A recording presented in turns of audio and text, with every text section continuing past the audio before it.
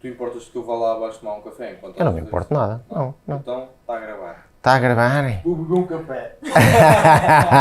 Mas bom café, animal. É que eu estou a dever dinheiro lá ao... Estás a dever dinheiro? Tenho um videógrafo caloteiro. Só me faltava essa. Pô, que o bilhete está guardado, valha-me Nossa Senhora. Está aqui um homem a criar uma reputação e depois é isto. Tem um videógrafo que é caloteiro. Lavavas os pratos, ó. Ias lá lavar os pratos, olha agora não tinhas moedas. Não quer desculpa. Como é que é possível? Basta.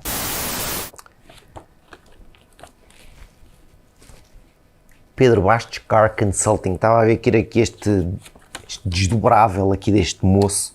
Ele diz que faz importação e comércio automóvel, faz gestão de consignações, preparação e detalhe automóvel, ele até trata dos financiamentos, consultoria automóvel, ainda estou para saber o que isto é, produção de conteúdos multimédia, fotografia e vídeo. Eles dizem que fazem vídeos, pois é... coisa. Enfim, vamos lá ao programa de hoje. Olá, caros amigos, sejam muitíssimo bem-vindos ao episódio 4. Já vamos no quarto episódio das curiosidades automóveis com o tio Bastos. E hoje espero trazer-vos aqui mais algumas novidades. Preparem-se. Primeira curiosidade que o tio Bastos traz hoje ao programa é a seguinte. Olha aqui a aparecer agora em texto, quer ver? Olha. Porquê é que todos os Lamborghinis têm nome de touros? É verdade. Então é assim, antes da Lamborghini ser a Lamborghini e produzir carros ultra desportivos, a Lamborghini dedicava-se à produção, nada mais, nada menos do que de tratores. É verdade. E toda esta produção de automóveis super desportivos nasce com uma picardia entre Ferruccio Lamborghini e o Sr. Ferdinand Porsche, em que houve ali uma questão de ai tal, eu não gosto muito dos teus carros, eu aposto que consigo fazer um carro melhor que o teu. E assim, Ferruccio Lamborghini entreteve-se e foi lá para o barracão dele desenhar um carro desportivo melhor do que um Porsche, pelo menos na cabeça dele, como é óbvio. Acontece que o Sr. Ferruccio Lamborghini, em certo dia, visitou, ou em certo tempo, tinha visitado em Sevilha, a herdade de Dom Eduardo Miura e ficou encantado com os touros que eram levados para as corridas, para o bullfighting, não é? Para as touradas, os touros que eram usados em praça. E esta imagem dos touros famosos ficou-lhe para sempre guardada na memória. E é por causa disso que todos os modelos Lamborghini têm nomes de touros famosos. Touros que se entregaram à luta na praça e na arena, touros que tiveram uma prestação acima da média, são aqueles que têm o nome em modelos Lamborghini. Miura, Aventador, Huracan, Gallardo, todos eles são nomes de touros famosos que morreram com a devida honra em praça ou na arena. Fica aqui o primeiro facto curioso. O facto número 2 é: porque é que os pneus mais largos têm maior propensão para fazer aquaplaning? Pois é, meus caros, existe um mito e uma ideia completamente errada à volta daquilo que é a capacidade de aderência de um pneu em piso escorregadio ou em piso molhado. Muitas pessoas acreditam exatamente no contrário. E não é invulgar assistir a bons carros, grandes bombas, espetados em autoestrada, quando a maioria das pessoas pensaria, então mas este carro é um carro mais pesado, com pneus muito mais largos, porquê é que se despistou? Vinha muito depressa. Provavelmente até nem vinha muito depressa. Aquilo que acontece é que quanto mais largo é um pneu, maior é a sua dificuldade para escoar água debaixo do pneu. E esta é uma ideia completamente errada que muitas pessoas têm, que acham que é o contrário. Acham que pelo facto do pneu ser muito largo, tem sempre muita aderência. Tem, mas é em piso seco. Em piso molhado, quanto mais estreito for o pneu e maior for a profundidade do rasto, maior é a sua capacidade para escoar água. E o que acontece com um pneu largo e com um piso menos fundo é exatamente o oposto. A dificuldade com que escoa a água para os lados é maior e, portanto, não é invulgar sentirmos em carros de elevadas prestações com pneus muito mais largos, também porque os compostos das suas borrachas são bastante mais macios, haver uma maior propensão para criar aquela camada de água que acaba por separar o pneu da estrada. E quando essa separação existe física, perdemos o controle do carro. Benza-nos e benditos sejam os sistemas de controle de estabilidade que salvam em muitas faltas de kit de unhas, mas é um facto e é verdade. Aliás, basta verem, por exemplo, que nos pisos, nas provas de rally, sempre que há pisos enlameados ou pisos com gelo, os pneus são assim desta largura, justamente porque quanto mais estreitos forem, maior é a sua capacidade não só para se enterrar em pisos com menos aderência, como também têm mais facilidade para não acumular porcaria entre o piso e a estrada. E no caso da água é exatamente a mesma coisa. Portanto, se tens um carro desportivo com pneus muito largos, muito cuidado quando chove ou quando chove abundantemente e a estrada está muito molhada, porque muito provavelmente o teu super desportivo vai gerar aquaplaning muito mais facilmente do que um carro utilitário com pneus mais fininhos. O que é que tu estás a ver? Obrigado. Acabei de ser interrompido nas minhas filmagens, não tem problema nenhum. Passe, minha senhora, passe. Pode passar. Podes passar. Não vá mal. Entra e fecha a porta e depois já acabas, que eu estou mesmo quase a acabar, está bem? Beijinhos. Podes me dar um beijinho, podes, que isto agora já está. Mas depois fica aqui fica nos bloopers. Portanto, se tens um carro desportivo de elevadas prestações e com pneus muito largos, cuidado com água, cuidado com chuva abundante e cuidado com a capacidade que o teu carro tem, melhor do que outros carros mais pequeninos, para gerar aquaplaning do semana. Fator curioso número 3. Vamos saber alguns dados curiosos sobre dragsters da categoria Top Fuel. Eu vou-vos dar aqui algumas curiosidades e vou falar num tema que me apaixona desde há muitos anos. Porque as corridas de dragster Top Fuel não é apenas ter um carro com um motor gigante para andar a direito.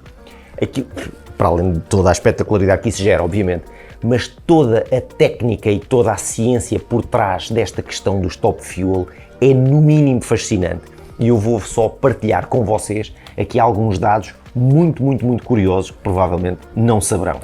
Vocês sabem que tipo de combustível é que usa um dragster Top Fuel? Não é combustível de avião.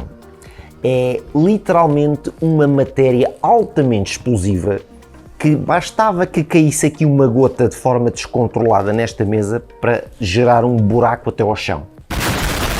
95% é nitrometano, mais uma mistura com metanol. Portanto, aquilo é mais como se fosse uma arma explosiva maciça do que propriamente um combustível. Mas é esse o combustível que os dragsters Top Fuel efetivamente queimam. São 17 galões de combustível que são metidos dentro daquele depósito para fazer 400 metros. 17 galões, só para vocês terem uma ideia, vou fazer aqui uma conta rápida, que eu não fiz a conta. 17 galões são quase 4 litros de combustível e, portanto, 17 vezes 4. Estamos a falar de quase 70 litros de combustível que são queimados em 400 metros, ou pouco mais de 400 metros. Esta capacidade para queimar este nitrometano faz com que daqueles enormes blocos V8 com um supercharger deste tamanho sejam capazes de gerar mais de 12 mil cavalos de potência. E esses 12 mil cavalos de potência muitas vezes acabam por rebentar o próprio motor, lá está a tal capacidade explosiva daquele supercombustível. E tem um fator muito engraçado, é que as cabeças do motor têm que ser amarradas com umas fitas de cabedal grossíssimas, porque não é invulgar que os motores rebentem ou que as cabeças sejam projetadas e, portanto, as fitas de cabedal estão ali única e exclusivamente para manter a cabeça do motor no sítio para ela não ir parar a 500 metros de distância. Fitas de cabedal a amarrar as cabeças do motor. Outra coisa muito engraçada que eu sempre vi nos dragsters Top Fuel é que os pneus, aqueles enormes pneus, parecem quase pneus de avião, estão com uma pressão inferior a um bar, um pneu assim, desta altura. E vocês sabem porquê? porque a força centrífuga ou centrípeta, nem sei exatamente como é que se chama, que é gerada no momento em que o carro arranca, é de tal maneira elevada que aquele bar de pressão, quando o pneu está assim largo, no momento em que começa a rodar, ele é completamente insuflado pela ação giratória de tal forma violenta que fica não só mais estreito, como todo ele sobe, garantindo a pressão necessária para o carro fazer aqueles 400 metros. E a força que é imprimida ao solo é de tal maneira que vocês podem ver inclusivamente imagens em câmara ultra lenta que o pneu dobra todo cada vez que quando inicia a sua marcha, e os pneus têm que ser aparafusados às jantes para que a jante não rode dentro do pneu e o pneu acabe por nem sequer conseguir rodar ao mesmo tempo que a jante. Portanto, são pressões inferiores a um bar num pneu deste tamanho e são aparafusados às jantes para que os pneus se mantenham no sítio. E se eu não estou em erro, aqueles pneus só servem para um arranque, não servem para dois. Outro facto muito curioso é que aqueles carros são impelidos a uma velocidade absolutamente astronómica, são projetados dos 0 aos 400 metros e fazem-no em menos de 4 segundos. Imaginem o que é que são 4 segundos para percorrer desde parado para fazer 400 metros. O recorde do mundo são 3,7 segundos com uma velocidade final superior a 530 km por hora. Daí os carros terem que ter paraquedas inclusivamente para parar, porque não há travões que valham para parar o carro tão depressa. Dos 0 aos 160 é feito em menos de 1 segundo. Leva menos de 1 segundo a atingir 160 km por hora, naquela aceleração brutal que leva o carro a fazer 400 metros em menos de 4 segundos. O piloto está sujeito a uma aceleração superior a 5 Gs. Imaginem alguém com 80 kg dentro daquele carro e no momento em que aquele carro faz aquela aceleração o corpo passa automaticamente a pesar 400 kg. É inacreditável e é realmente absolutamente fabuloso esta técnica que está por trás destes carros que custam na ordem das centenas de milhares de dólares só para fazer aquela fuselagem em fibra de carbono, um motor, e o piloto está ali metido só como para largar aquela embreagem no meio daquela disparo e saber disparar o o paraquedas cerca de 4 segundos depois daquele arranque brutal. É portanto uma tecnologia verdadeiramente impressionante ter um veículo que é capaz de acelerar de uma forma tão brutal dos 0 aos 400 metros. Vocês só para vos colocar melhor em perspectiva, um carro que faça, um carro de série, e há uns poucos quantos no mundo que fazem dos 0 aos 400 metros em menos de 10 segundos ou aproximadamente 10 segundos, estamos a falar de território de Porsche 911 Turbo S 992, McLaren Senna, portanto estamos a falar de carros que têm uma relação peso-potência praticamente de 2 kg por cavalo para conseguirem fazer este tipo de aceleração. Portanto vejam bem o que é a capacidade que um carro destes tem para fazer isto em 3,7 segundos. É como se fosse uma corrida de um cheetah contra uma tartaruga, claramente. E para terminar este episódio 4, vou partilhar aqui um comentário de um seguidor a propósito do episódio 3 das curiosidades automóveis com o Tio Bastos, e o César Miroso fez aqui um comentário que eu acho que é muito interessante e que convém partilhar, que é: e se perante um furo na estrada, ao mudar a roda, lhe desaparecer por qualquer motivo os parafusos ou algum dos parafusos ou as porcas da respectiva roda. Numa situação de emergência, tira-se um parafuso ou porca de cada uma das restantes rodas para se montar a roda desejada e chegar em segurança até ao destino. É verdade, vocês sabem que cada roda tem pelo menos 4 ou 5 parafusos, portanto imaginemos que tiramos os parafusos todos de uma roda que estamos a trocar, perdemos os parafusos ou porque lhes demos um pontapé ou porque é de noite e não os vemos ou quer que seja, conseguimos seguir em segurança tirando um dos parafusos das outras rodas e colocar na roda que fazem, em que eles estão a fazer falta, para se poder seguir em segurança até ao destino. Aqui fica mais uma dica interessante de segurança, sobretudo, e um verdadeiro desenrasca, também no qual os portugueses são absolutamente fabulosos, e deixo-vos desde já o desafio para deixarem aqui os vossos comentários e as vossas opiniões neste vídeo, para que eu no episódio 5 vos possa trazer aqui, quem sabe, o teu comentário. Espero que tenham gostado, não se esqueçam de fazer like, de subscrever o canal, ativar as notificações e deixar os vossos comentários sobre o que é que vocês acham das curiosidades automóveis com o Tio Bastos. Espero que tenham gostado do episódio 4.